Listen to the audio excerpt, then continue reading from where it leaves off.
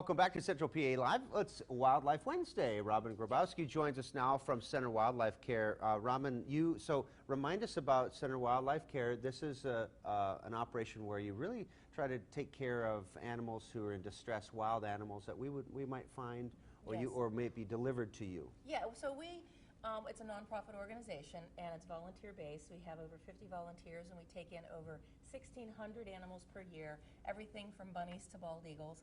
And not too long ago we got an alligator from Tipton. I heard about that. Yeah, so we found a home for the alligator. He's going to be going to his new home later this week. What, is it a zoo type place? Yeah, or what? it's a crocodile rescue, yes, yes. So yeah, they're going to pick them up later this week. I have a volunteer that's facilitating that, and we've got a wonderful batch of volunteers that help us in a variety of ways. Okay, we have to talk a little bit about the crocodile issue. So, how are these generally people buy them as pets, and is that was that legal, and then they end up getting into some other water supply, or what do you understand? How is it that we're seeing these crocodiles? Well, I wish I knew. I wish I had a crystal ball to know exactly what happens. But I suspect what happens is people buy these animals because they're cool, and you can buy them over the internet. Yeah. And pay for them through PayPal. It's not illegal to have them in Pennsylvania. Okay. There's no, unless there's like a local ordinance or something like that. But it is illegal to release them. And so there was an investigation, and they were trying to find out who released this animal into the wild, because not only is it could contaminate the waterways, introduce diseases, but it is also endangerment, reckless endangerment. They did not find anybody to, so we don't have to hold on to it anymore. Yeah. And a lot of people don't realize that when there's a legal case, an animal can be held for evidence. And sometimes that could be a year or more. Wow. Yeah, so thankfully we don't have to hold on to it for evidence, and we can place it in a new home. I remember covering cases about stolen snakes and things like that, where that'd be an example where you guys maybe would have to kind of be the caretakers while that's going on? Well, no, if they're stolen, that's a whole different story. But if they're confiscated, where there's a cruelty situation or illegal possession or something like that, where they may not give up the animals willingly, then you have to hold them as evidence. What is the most common animal that comes to you? Oh, that's easy. Bunnies. We get probably 500 bunnies a year. Wow. Yeah. And these are ones that are generally injured because the person feels like, oh, I have to help them. Many of them are injured by dogs and cats, but many of them are orphaned because of just everyday activities such as landscaping and construction. Yeah. And, people are out digging, gardening, and find them.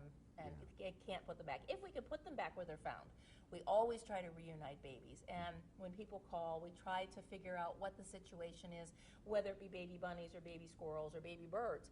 Many times we can re-nest and get them reunited with their mama. And of course, we do a pretty good job, but mama does a better job. And so if we can re-nest, we absolutely do. And how do you treat a pet when they're in your care, not a pet, an animal that's in your care, so that it can go back out into the wild and forage for itself? It doesn't, is there something you have to do special for that? Well, every species is different, and the rehabilitation process is different, and the release criteria is different depending on the animal. Baby bunnies instinctually know how to take care of themselves. We don't have to do anything special. We certainly get them on natural foods before we release them, but they're released small. They're only about this big when we release them.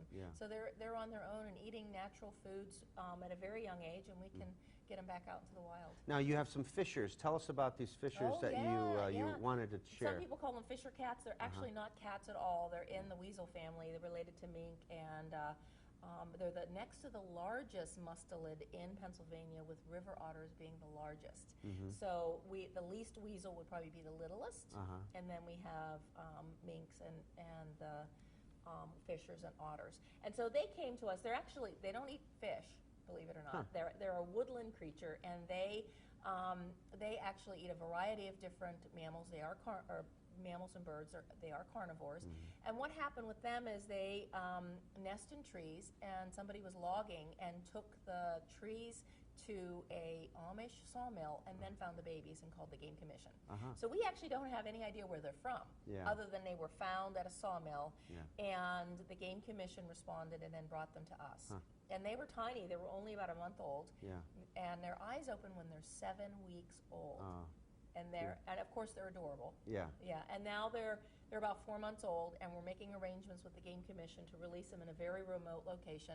It's so remote they haven't even told me where it is yet. Okay. Yeah. Well, we're going to have to follow up maybe Yeah. afterwards, not tell people where it is. But Robin Grabowski, thank you so much for all you Thank do. We'll be back after a quick break.